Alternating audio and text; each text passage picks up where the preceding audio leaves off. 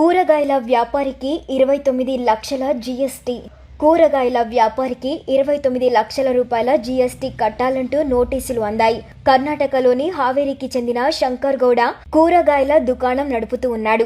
రైతుల నుండి నేరుగా తాజా కూరగాయలను కొని తన దుకాణంలో విక్రయిస్తూ ఉంటాడు. అలాంటి వ్యక్తికి జీఎస్టీ 29 లక్షలు చెల్లించాలంటూ నోటీసులు వచ్చాయి.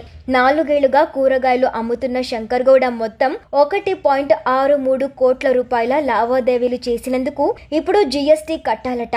క్లియర్ ట్యాక్స్ ప్రకారం తాజా పండ్లు, కూరగాయల విక్రయం జీఎస్టీ పరిధిలోకి రాదు. రైతుల నుండి కొనుగోలు చేసి ఎలాంటి ప్రాసెస్ చేయకుండా విక్రయించే ఈ వస్తువులకు జీఎస్టీ వర్తించదు.